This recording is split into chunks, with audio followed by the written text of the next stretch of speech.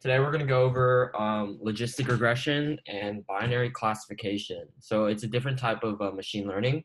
This one's a little more complicated than what we went over last time, which was linear regression. So binary data. So what we mean by like binary classification and binary data is data that has binary outputs. So it's like binary means ones and zeros or only like two things. So it's two options. So it's essentially data that have outputs that's either like positive, negative, yes or no, 1, 0. And it's like data represented by two classes. So what you can see to our right is it's kind of like classifying points to two classes, either class 0 or class 1. Class 0 is blue, class 1 is red. So kind of the whole idea with working with binary data is you use the data's features to classify them into one of two classes, which is why it's called binary. Okay, so the machine learning idea. So essentially you want to, but kind of like with what we went over with linear regression, which is fitting weights to kind of fit a model to the predictive data, which is linear. This time what we're doing is we're fitting weights to descriptive variables that can then help us build a model to classify between a 0 and a 1, choosing between the binary classes. So if we look to the right, what it's essentially doing is it's like fitting a line or like basically like a boundary to a binary data. So you look here, the binary classification is between male and female.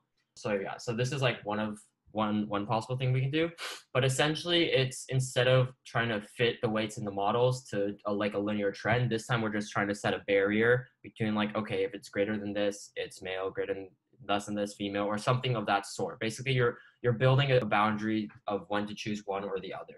Okay, so how is this done is using something called a sigmoid curve.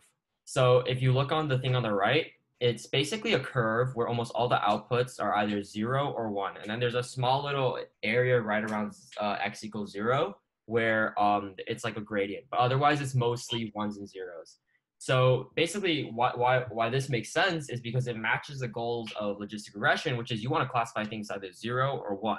So if you look at the equation, so it's like the equation of z is equal to 1 over 1 plus e to the negative z. Do you guys know what e is? It's like a constant value. It's like 2.7 something.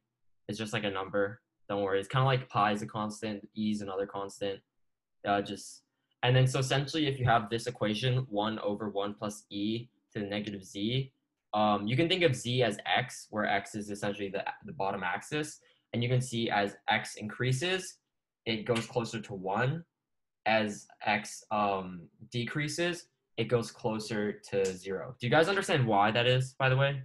If you look at this equation, do you understand why it does that? Okay, I'll explain it. Okay, so basically, do you guys understand how powers work? If you take like, say 2 to the negative 1, what is that? 1 over 2. Yeah, exactly, 1/2. So if e is essentially 2.7 something something something, right?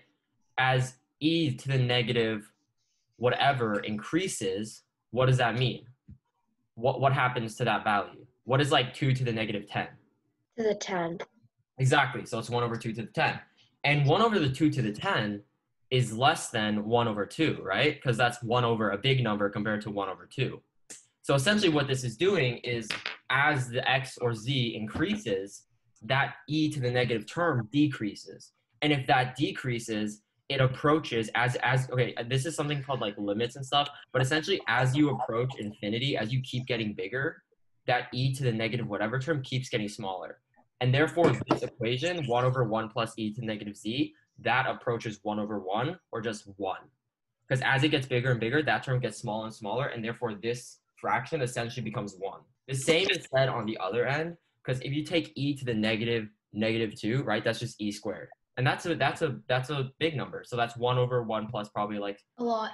Yeah, exactly. And as you keep getting bigger, the denominator keeps getting bigger. And if the denominator keeps getting bigger, you approach 0. So it works like in opposite ways on either side.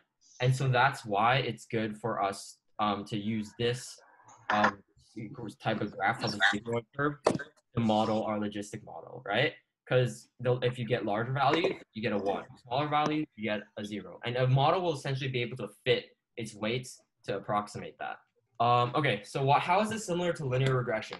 So essentially this still utilizes the entire y equals mx plus b thing, that we went over last time, which is like, okay, so y is the prediction, is the output, m are the weights, x is the inputs and like the different variables, and then bias. So in the same way that it has that, the only difference is this time you're just gonna take whatever output you get from that and then plug it into the sigmoid curve. So so if you look on the right, you see that instead of a linear model such as y equals, yeah, exactly, y equals instead of b and b1, it's mx plus b or b1. They are the same. Instead of that, now you have the output is actually equal to 1 over 1 plus e to the original equation that we went over for linear regression. So it's just an extra step. So we're going to go over what's that called, but do you kind of see the similarities between the two? They're very similar. It's just there's an extra step added. Does everyone understand that? Instead of just taking the linear output, you just plug the linear output into the sigmoid function. Okay, so why logistic regression? So like we kind of went over, it better fits binary data.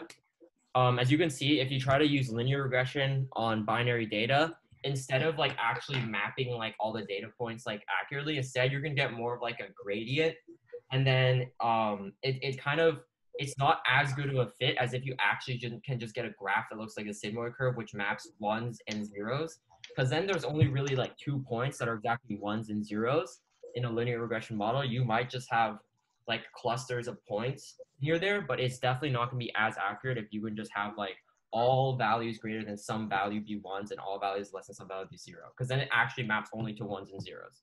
Wait, so the logistic regression is better because it only maps to ones and zeros? Yeah. Well, yeah, because think about this. Because with linear data, right, you're predicting linear values. So you're predicting values on a spectrum, right? Like you're trying to be able to make any prediction between a range. But for logistic regression, you only have 2 outputs, 1 or 0. There's only 2 classes.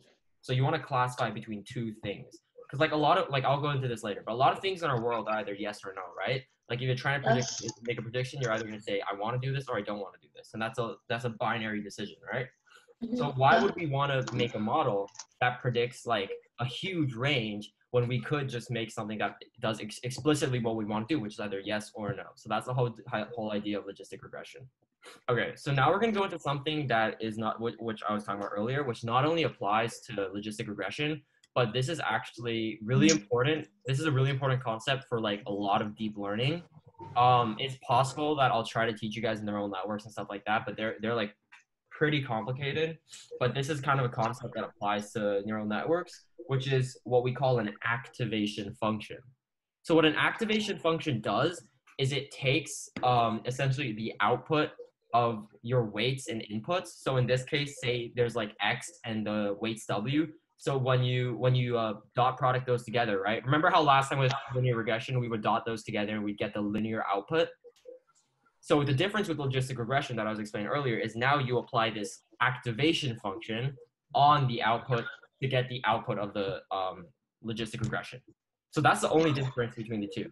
So if you look at the linear regression, right, you take the inputs, you dot them with the weights. Each of these lines represents the weights, and you get the summed up dot product output, right? And then that's just the output of linear regression. But instead, logistic regression, you add the extra step where you do all that, but then you apply the sigmoid curve or the sigmoid function, and then you get a 0 or 1 output instead of a linear output. So this little sigmoid function right here is what you would call an activation function. I'm just gonna give like a simple idea that you guys don't need to understand this really right now, but this applies to neural networks. So essentially, what you're doing in neural networks is you do this input output activation thing, except you do it across many layers and like multiple times in each layer. So that's how you build so-called networks, right? But linear regression and logistic regression are linear models. So you only have one set of weights and one output. But yeah, but this activation function thing applies to neural networks and in more complicated models, which is why it's kind of important to go over this. So is the activation function only for like I'm trying to get like a nonlinear function mapping? Like yeah, like so there's other other activation functions. This is more neural networks are like ReLU, or essentially it's like, so for instance it's nonlinear because like think about, it's like, so what ReLU is you say if it's less than 0, make it 0. If it's greater than 0, make it whatever it is. Then there's also the tan h function, which is -1 to 1. So it's similar to the sigmoid, except it's -1 to 1. And then basically you want to add non-linearity to your model. So it just makes the possibilities of what it can output more complicated. Because instead of outputting a line, right? Now you can output more complicated functions that might specifically map to the type of questions you want to answer. Wait, so linear regression is for linear stuff, and then Yeah, just yeah. Okay, so yeah, so then nonlinear things, for instance, like binary class, like that's not linear, right? Having only 0 and 1s isn't linear, right? That's like two classes. That's like a classification, correct? So it's like linear data, for instance, is like maybe predicting, like, yeah, like we've said, it's like something that has a range of values that is kind of like a linear pattern. It's like, I don't know, like age, for instance. Age is linear, right? You start young, you can get older, right? You can maybe predict age. Like that's something you can do with in biology. There's ways that you can predict age using biology. That would be a linear regression. But something like, so we're gonna go over examples where, for instance, like predicting if someone has a disease, that's not linear. That's either 0 or 1. You either have it or you don't. So yeah, so we're gonna go over later the model that I'm gonna be presenting today is a disease binary classifier, right? Because you predict either yes, person has the disease, or no, they don't. And why would you want to fit a linear model to that, which outputs a range of outputs when you could just fit an actual classifying model that only predicts yes or no? Okay. All right. So this looks really complicated, but don't really worry about it too much. We're not really going to worry too much about the math of machine learning, like I said, with linear regression. We're kind of just more focusing on like just make sure you guys conceptually understand like kind of how these things work. I'm gonna try to explain in the most simple ways what this exactly does. So like we explained, do you guys remember what the cost function does? It basically says how far off you are from being correct, right? Cost function like gives you the error basically. So what this cost function does, do you guys know what log does? No? Okay, so logarithm basically is the reverse of power. Okay, so logs have a base, right? yeah. Okay, so you take the log of something with a base. So for instance, log base 2 of 4 is 2. Yeah, so okay, so don't worry about the bases. The base doesn't matter too much for this. But do you guys know that if you take the log base of 1, it's 0? Log of anything of 1 is 0 because it's anything to the 0 is 1. So basically what we're doing here is, so here's how this works. This is why this equation is really smart. So remember how the outputs can be one of two things, right? It's either 0 or 1, correct? Yeah, so if you only have 0s and 1s, look at this equation, right? So yi is the actual value. So yi is either 0 or 1. And then this h theta of x is essentially the logistic regression prediction. So what you're doing here is you're saying, okay, so the left part is yi times the log of the prediction. The right part is 1 minus yi times the log of 1 minus the prediction. So what this is doing is it's saying, okay, if yi is 1, right? So if the actual value is 1, then what we do is we say, all right, yi, that means that only the left part of this equation, the yi times the log of the prediction, is taken into account, right? Because the other side is 1 minus yi, and 1 minus yi, if yi is 1, is just 0. Does that make sense? Yes. So then we just ignore the right part and only look at the left part. And then if yi is 0, well, the left part will just be 0 because yi times log whatever is just 0 because y is 0. And then the right part is what it's actually supposed to be, correct? Y'all understand that? Okay, cool. And here's the really clever part, okay? So if the actual prediction is, okay, so the whole point of a cost function is you want to minimize it, correct? You want to minimize the error. You want to make this function as small as possible. So if you think about it, if yi is actually supposed to be 1, so you ignore the right part, and you want this to be as small as possible, what's the smallest possible thing that this log can be? 0. Exactly. And if the smallest it can be is 0, what gets that is if it's 1. And so yi is 1. So then the best possible output is if your prediction is also 1. Does that make sense? So basically saying it works best when what you get is what you want, which is 1. If you look on the other side, the same thing. If yi is 0, right? So it's 1 times the log of 1 minus your prediction. Once again, What's the best thing that can be? 1. So it's best if if the thing is 1 minus 0, so the best prediction can be is 0, right? Since it's 1 times log of 1 minus 0, so log 1, which is 0. Does that make sense? Just like kind of understand the way that they designed this equation is really clever, that it's basically like a 2-part function combined into 1. Then which was your prediction? If your yi is your actual value, then Then what's the h of x is the prediction. That's what I was thinking, but then I got confused all over again. Yeah, no, don't worry. So basically, yeah, so a lot of times with machine learning, the equations are really they look really complicated, but if you like sit down and you really just like stare at it for a while and you write out like all the variables, and it makes a lot more sense. But and then I can kind of explain to you what the rest of the things in this is. So basically, what the m is. So you're summing from 1 to m is what you're doing is you're summing across all the training examples. Okay, so common machine learning terminology, M denotes training examples, okay? And then I denotes like the individual ones, right? So you're going from 1 to M. So you're going through all the training examples, you're summing up the costs or the errors on the training examples, and then you're dividing it by M. So you're averaging them. Does that make sense? So what this function basically does is it gets, okay, so we've made all the predictions. Let's see how off we were on all of them and average it out. So that's what this does. And then, yeah, so then basically, and then like I explained earlier, using calculus and taking that, you can essentially just find out how much you need to adjust the weights to get a better result. And like I said last time, you just keep repeating that until you get a good model. So it's pretty similar to what we did last time with linear regression, except this time the equation is a little more complicated because it's a binary output nonlinear prediction. So you need kind of a little funny function to make it work. You can also represent this as a. Do you guys know what a piecewise function is? I've heard of it. Okay. So a piecewise function is basically a conditional function. You're like, if it's this, then do this. If it's that, then do that. Oh. The way you would represent this as a piecewise function is like, if it's 1, if like yi is 1, then the error is yi times log of h naught x, or h theta x. And then the other part of the piecewise function is like, if yi is 0, then cost is equal to 1 minus yi times log of 1 minus whatever. But instead, since they're clever, you can just combine it into one equation and just loop it through that equation. So you don't have to like incorporate more lines to do like an if-else loop in code. But yeah, so this is basically the really clever equation that gives you the error for the function for logistic regression. Like I said, don't worry too much about the math. Just try to get the conceptual understanding. That's the more important part. Cool. Okay, so I'm going to go into something now that, so this is like statistics. So it's something called the confusion matrix.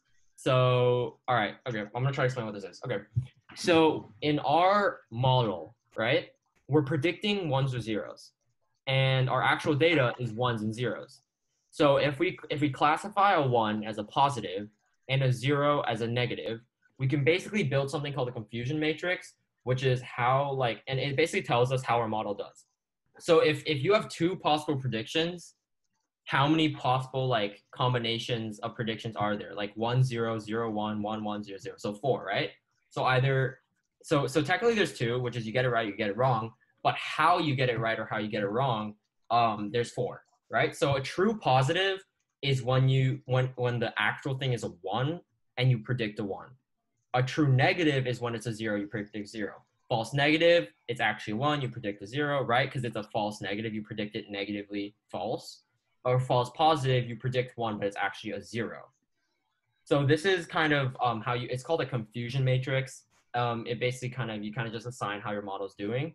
And using this, you get a bunch of, the statisticians basically invented different like kind of ways to measure how the model is doing. So the precision of a model is the true positive divided by the true positive rate over false positive rate. So basically what that's saying is like, okay, of the times you predict a 1, how many times is it actually 1? So that's what you call the precision. Does that make sense? Do you understand what that's saying? Right? True positive over true positive plus false positive. So true positive plus false positive, that's every single positive predicted. And then true positive are the ones that are correct. So that's all the times correct, how many times are we actually correct. Then the negative predictive value are the true negatives divided by true negative plus false negative. So that, once again, that's saying, okay, of the times that we're predicting negative, how many times are we actually right, okay?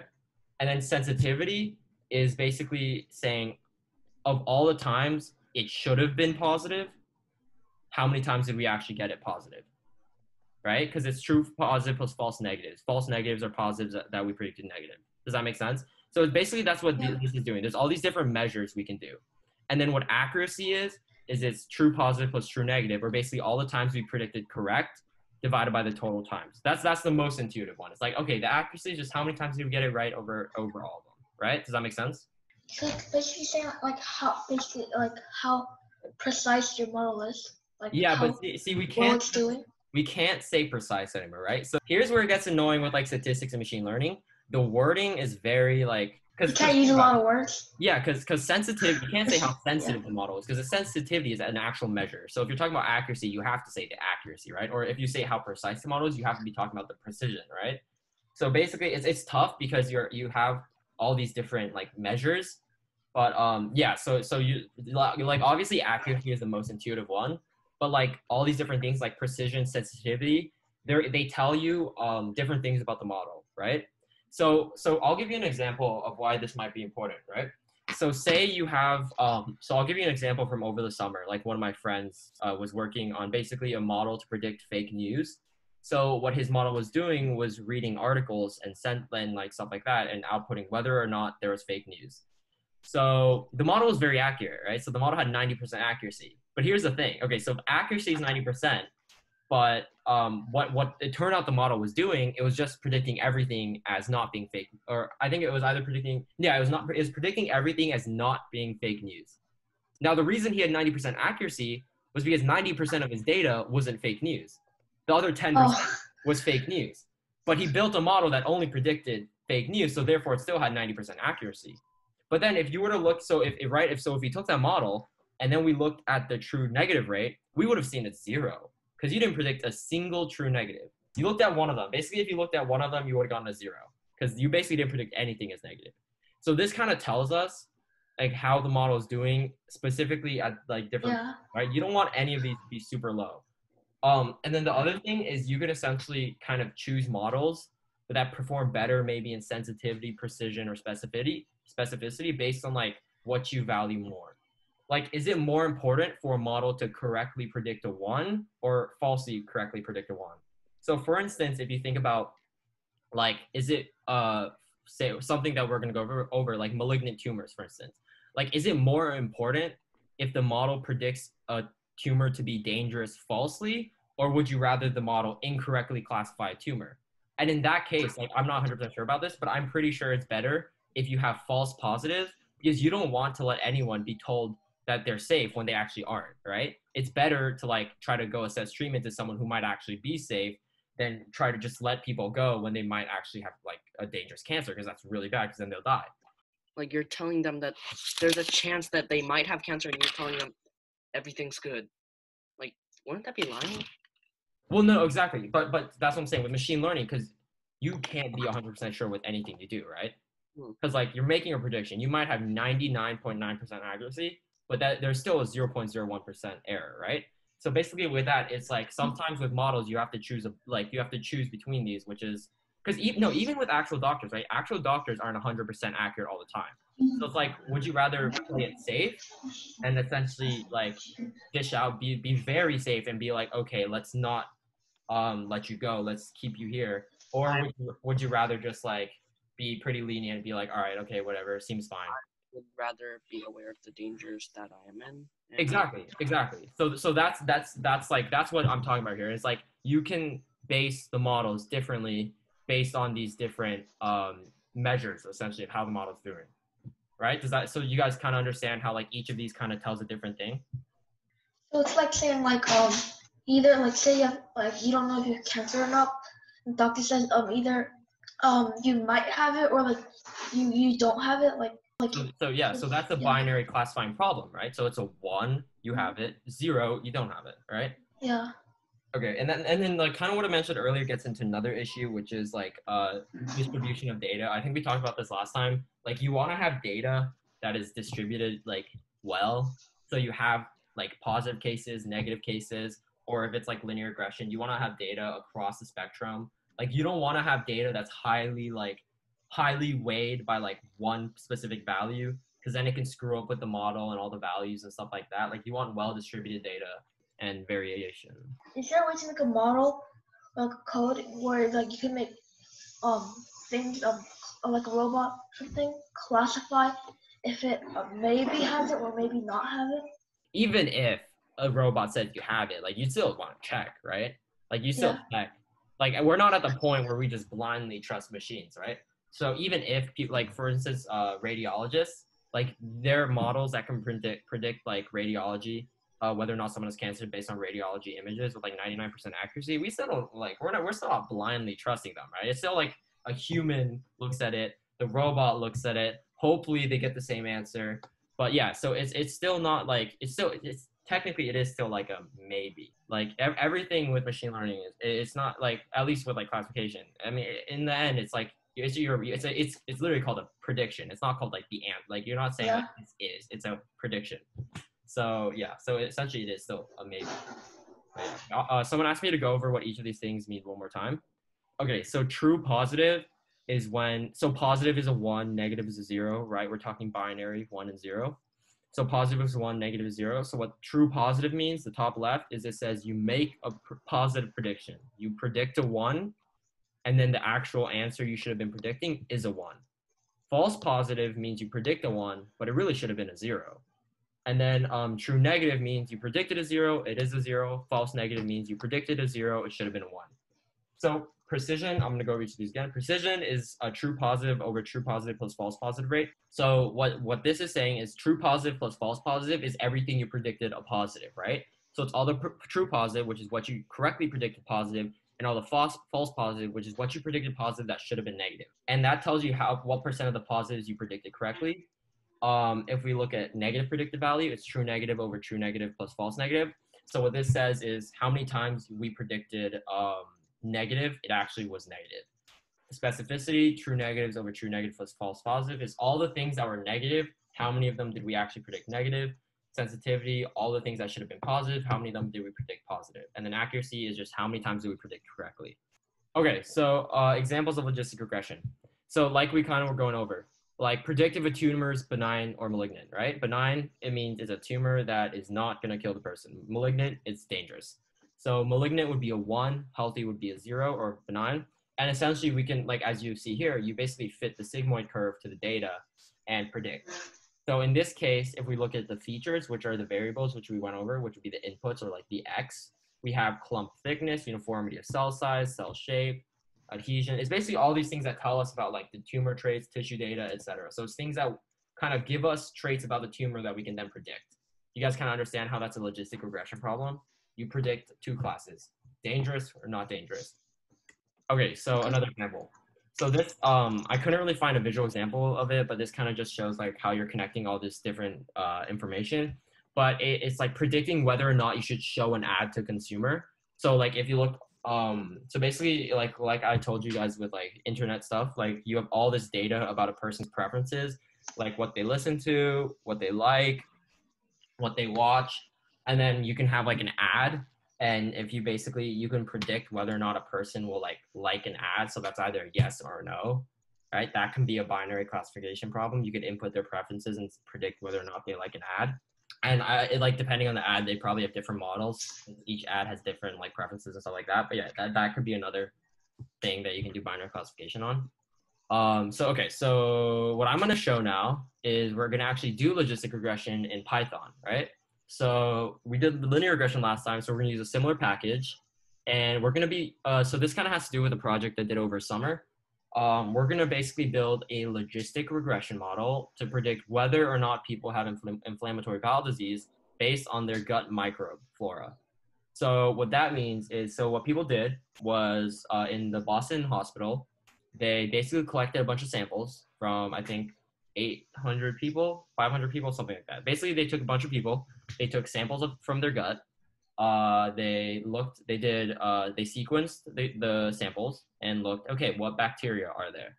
Then based on that, so what my project was basically, can we use that data to then predict inflammatory bowel disease, right? So that's a 0 or 1. Yes, you have inflammatory bowel disease. No, you don't. 0, 1, right? So that's binary classification. So here, let me pull up the Python code. All right, okay, so look here, right? So 7, so do you guys see this on the right? Diagnosis, microbe data. So that's whether or not people have disease or not. So you see 1s and 0s, right? So each of the rows represents a different individual, and then the 1 and 0 is whether or not they have disease. Same thing with, so this is the actual microbe data. So you guys can see that most of these values look like they're between 0 and 1. That's because this is normalized. Do you guys remember what I went over last time? Normalized is where you basically scale the data so it's within the same range. So yeah, all of these. So each row represents a different sample, and then each column is a different bacteria. So we have 572 bacteria here. And then each of these values is essentially like a measure of how abundant that bacteria is.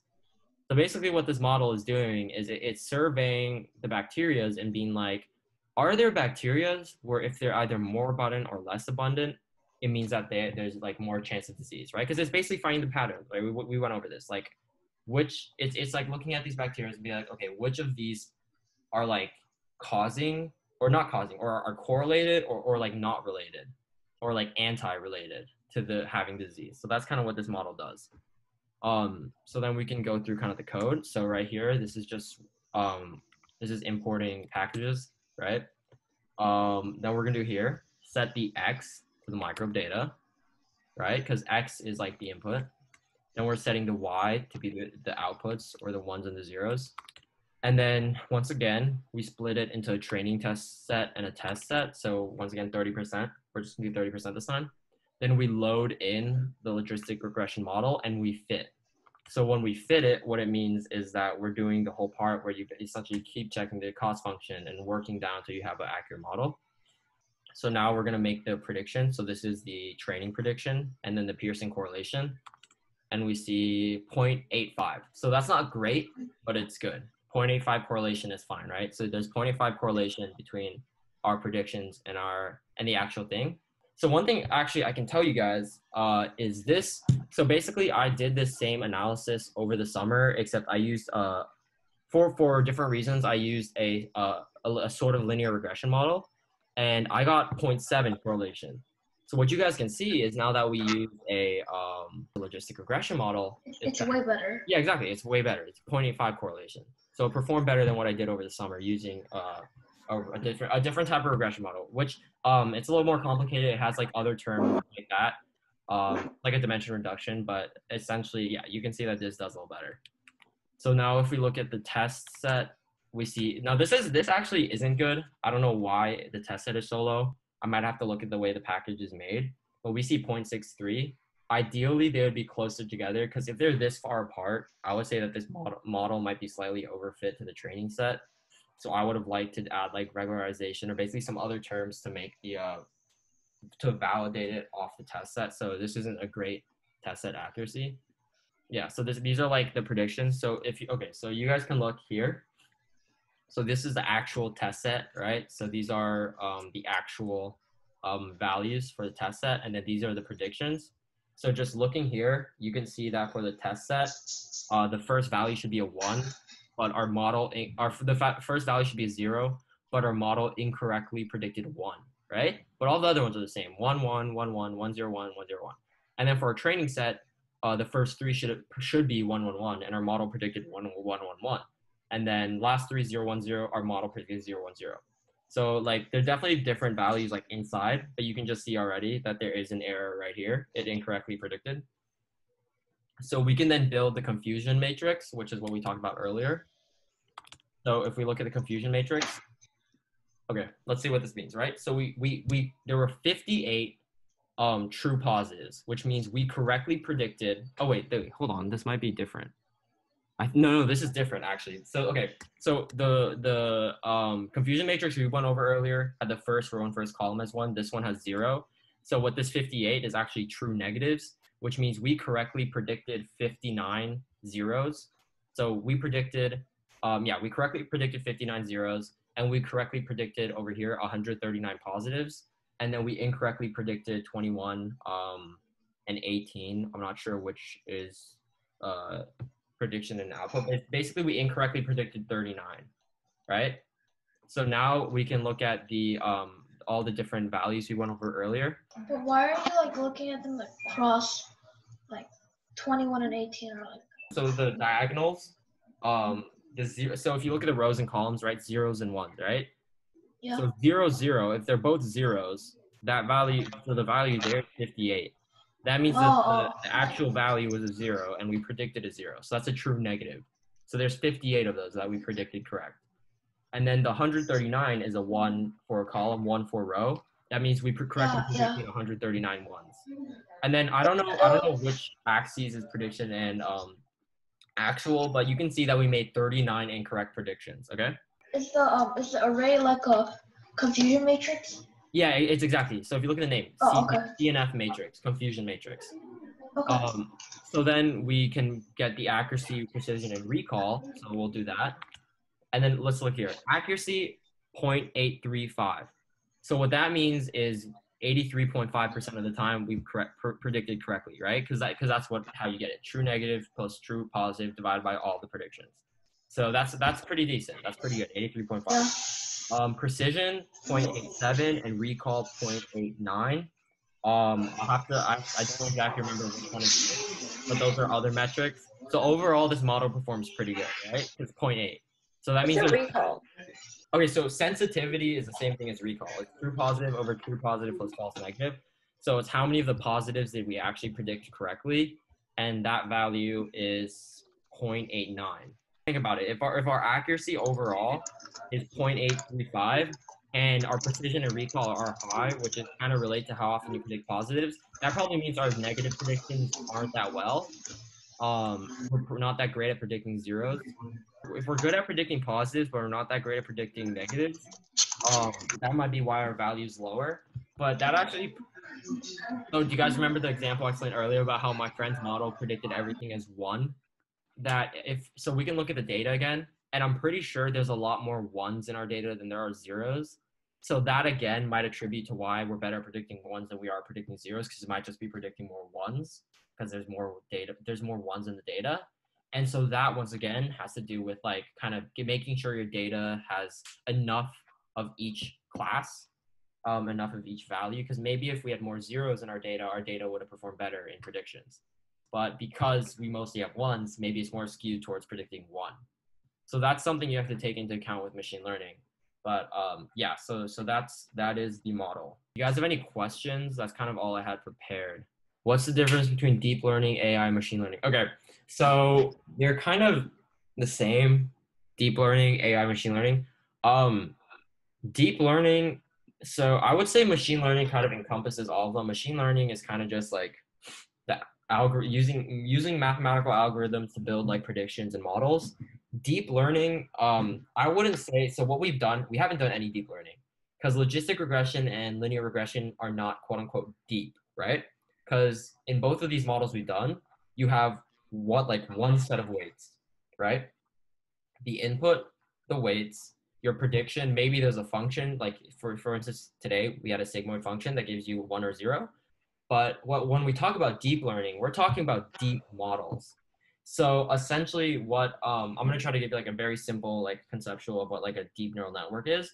But a deep neural network might be a model where you have like a set of inputs, but then you have, say, 5 different logistic regression nodes in one layer that give 5 outputs. And then you have another layer of like maybe 10 logistic regression nodes that you then do a bunch more logistic regressions. Then you have another layer that does more logistic regressions. And then finally you get an output. So basically it's like a very much layered model. And then you have a bunch of activate. It's like based on layers. That's why we call it deep. Because you're doing layered functions. So it's like a bunch of matrix multiplications stacked together. Our AI is like deep learning. They just call it artificial intelligence because you're like using these neural networks to do tasks that are quote unquote like intelligent. So they just call it like AI. But that's mostly AI is mostly deep learning. Like AI also usually refers to like really complicated neural networks. So AI is inside deep learning. Yeah, I would say AI is inside deep learning, and I would say both of them are inside machine learning. Because machine learning, I would say, includes like simple stuff like linear regression, logistic regression. Because it's kind of just teaching the machine like a task, and that's linear. And but these models are quote unquote deep, and I wouldn't say it's like that like AI. Because AI usually people are talking about like pretty complicated stuff with AI, like a self-driving car. Those models are incredibly complicated. Like those are too complicated for a linear model to do. Something like this model to do. Like that's way too complicated. But they're like pretty cool tasks that you can do with models like these. Because not all things also fit really well with complicated models. Like sometimes a simpler model just works better. Y'all feel like y'all learned today? Are you guys intellectually stimulated? You guys feel smarter than you did an hour ago? Yeah. Yes. Cool. Okay.